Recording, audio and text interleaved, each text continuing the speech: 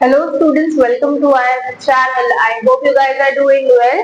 और आज हम लोग कंटिन्यू करेंगे हमारे सेकंड क्वेश्चन का थर्ड पार्ट, और ये सेकंड क्वेश्चन का लास्ट पार्ट है, और फिर हम थर्ड क्वेश्चन पे जाएंगे इसके बाद। तो कंटिन्यू करते हैं। हम लोगों ने पहले के दो पार्ट कवर कर लिए हैं। अभी हम गवर्नमेंट कंपनी देखेंगे कि क्या होता है। क्या है देखिए, government company majority government owned. At least 551% of the paid up capital is held by the central and or state government, including subsidiaries of each company.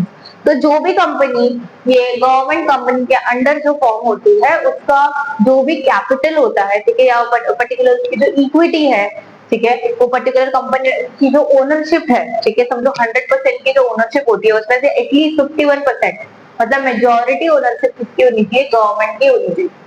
ठीक है, तो गवर्नमेंट की मतलब एक तो स्टेट गवर्नमेंट की भी हो सकती है या फिर सेंट्रल गवर्नमेंट की भी हो सकती है। ठीक है, फिर है रजिस्टर्ड अंडर कंपनीज एक्ट 2013। तो जो भी कंपनी चालू कर रहे हैं, जो एस्टैब्लिश हो रही है, फॉर्म हो रही है, तो वो रजिस्टर होनी चाहिए कंपनीज एक्ट के अंडर, क्योंकि ये कंपनी है। ठीक है, गवर्नमेंट कंपनी क्यों ना हो, लेकिन कंपनी है, तो कोई भी कंपनी अगर फॉर्म होती है तो कंपनीज एक्ट के अंडर हमें रजिस्टर करनी ही पड़ती है, जो कंपनीज एक्ट 2013 में आया था।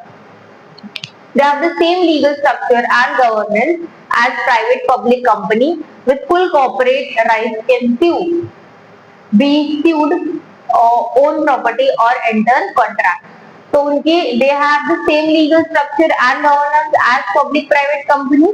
तो इनके जो भी स्ट्रक्चर है और लीगल गवर्नेंस है, सब कुछ पब्लिक प्राइवेट कंपनी के जैसे ही है। ठीक है, कुछ अलग नहीं है, जो इसके अंडर आता है, कंपनी एक्ट के अंडर आता है। ठीक है, with full corporate right can be sued. तो वो सू भी हो सकते हैं, मतलब क्या है, क्या उनके ऊपर भी केस हो सकती है, कोई भी एक्सवाइजेड इशू की वजह से वो किसी के ऊपर केस कर सकते हैं। ठीक है, और वो प्रॉपर्टी खरीद सकते हैं, कॉन्ट्रैक्ट कर सकते हैं। ठीक है, तो ऐसे गवर्नमेंट उसमें कोई फोर्स नहीं कर रहा है कि आपको ये नहीं करना, ये वो नहीं करना। ठीक है, सब गवर्नमेंट के अंदर करना है, ऐसा कुछ नहीं है। ठीक है, वो प्रॉपर्टी खरीद सकते हैं, केस फाइल कर सकते हैं, उसके ऊपर कोई भी केस फाइल कर सकता है। ठीक है, कोई भी मतलब उनके एम्प्लॉइज खुद फाइल कर सकते हैं, वो एम्प्लॉइज के ऊपर केस फाइल कर सकते हैं, वो एक्सटर्नल बॉडी के ऊपर, एक्सटर्नल पार्टी के ऊपर केस फाइल कर सकते हैं अगर कोई इशू है तो। ठीक है, कोई भी कॉन्ट्रैक्ट में एंटर कर सकते हैं ना, 3 महीने का कॉन्ट्रैक्ट, 5 महीने का कॉन्ट्रैक्ट, जो भी कॉन्ट्रैक्ट है। ठीक है, कोई भी पर्टिकुलर प्रोजेक्ट का कॉन्ट्रैक्ट, टास्क का कॉन्ट्रैक्ट, ठीक है, तो जो भी है एक्सवाइजेड वो यहाँ पे कर सकते हैं। ठीक है, वो आपको मीनिंग समझ गया होगा। ठीक है, क्या मीनिंग है इसका? 51% ओनरशिप एक तो स्टेट गवर्नमेंट या सेंट्रल गवर्नमेंट के पास होनी चाहिए, मतलब मेजोरिटी ओनरशिप होनी चाहिए। दूसरी चीज है कि ये सेम पब्लिक प्राइवेट कंपनी के जैसे ही इसका गवर्नेंस है, कुछ अलग नहीं है।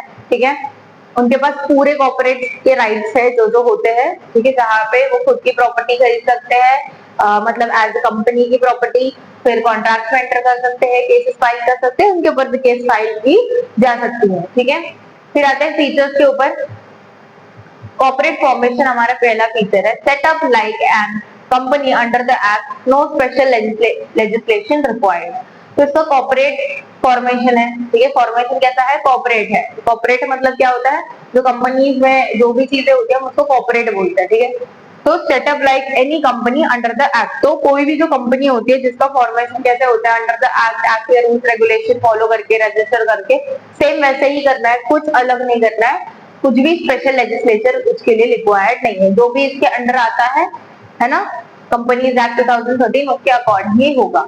Separate legal entity not part of the government department, operates independently. तो जैसे हम लोगों ने डिपार्टमेंट अंडरटेकिंग देखा था, तो ये वैसे नहीं है बिल्कुल भी, ये इसका अलग पर्टिकुलरली ऑपरेशन होता है। ठीक है, तो ये कोई भी गवर्नमेंट डिपार्टमेंट के अंदर नहीं आता, इसकी भी अलग सेपरेट एंटिटी है, मतलब गवर्नमेंट अलग दिखेगा और ये पर्टिकुलर एंटरप्राइज अलग दिखेगी।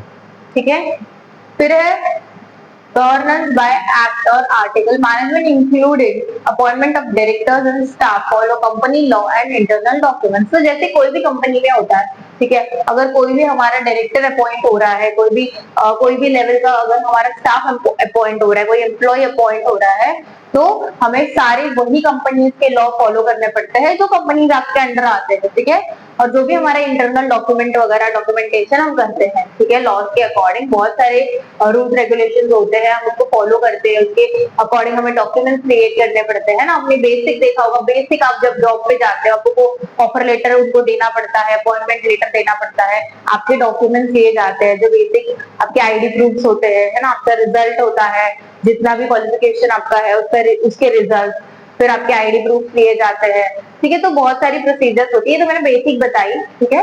तो ये सब करना ही पड़ता है क्योंकि अवॉइड नहीं कर सकते। फिर है डिस्टिंक्ट स्टाफिंग रूल्स।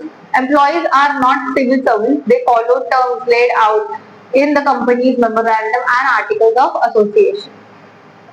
तो एम्प्लॉय जो है वो सिविल सर्वेंट नहीं है। सिविल सर्वेंट कहाँ थे? गवर्नमेंट अंडरटेकिंग में, डिपार्टमेंट अंडरटेकिंग में जो भी एम्प्लॉय थे वो सिविल सर्वेंट थे।